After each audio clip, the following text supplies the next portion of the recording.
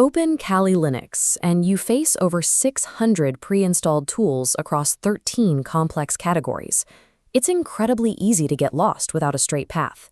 We'll execute a clear 5-step ethical hacking workflow using essential tools: recon, scan, exploit, password attack, and report. But first, a hard rule. You must only test in an authorized environment with explicit legal permission. Memorizing a list of random tools won't help you if you don't know when to use them.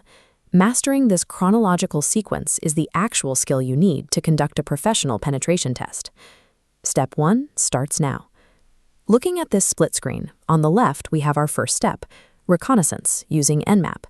By typing Nmap, followed by our target's IP address, we scan the network to discover which ports are open. The output on the right shows an open SSH port for remote login and an HTTP port for a web server. You will notice we included a specific flag in that command, -sv. We use this flag to extract the exact version numbers of the services running on those open ports. That data is critical for our next move.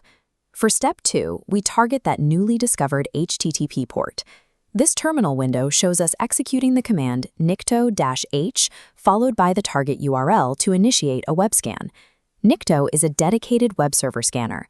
It actively probes the target for configuration errors, default files, and outdated software versions that the administrators forgot to patch. As the scan finishes, the output flags a specific weakness, an outdated Apache web server version that is vulnerable to a known software exploit. At this point, we haven't breached the system. We've mapped its surface. Reconnaissance and scanning provide the intelligence required to plan a targeted intrusion. Step 3 is exploitation. Here, you see the Metasploit loading screen resting on an active command prompt. Metasploit is an exploitation framework, meaning we use it to weaponize the vulnerabilities we just mapped. Because we know exactly what web software the target is running, we search Metasploit's database of thousands of pre-built exploits, find the one that matches our Nicto scan, and fire a payload to gain initial access to the system. Now we execute step 4, password attacking.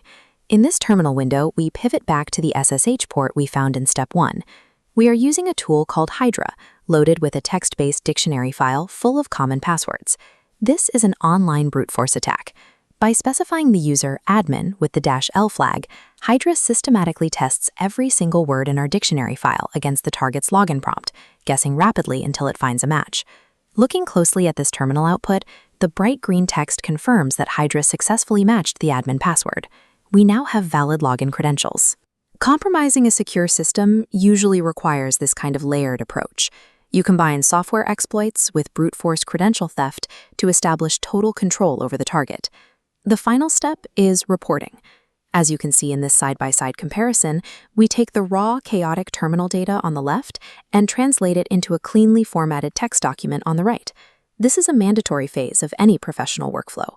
Your documentation must log the precise data points we gathered, the open ports discovered by Nmap, server vulnerabilities flagged by Nicto, and login credentials extracted by Hydra.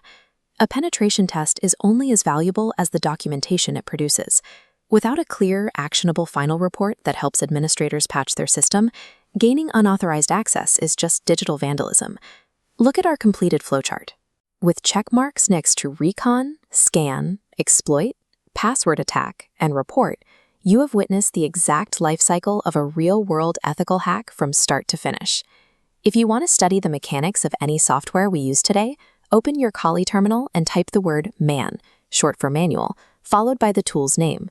This will pull up its complete instruction manual.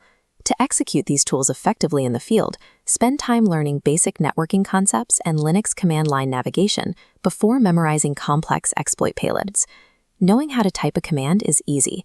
Understanding the strategy behind this 5-step methodology is what separates a true security professional from a beginner. Let me know in the comments which tool requires a deeper analysis in our next video.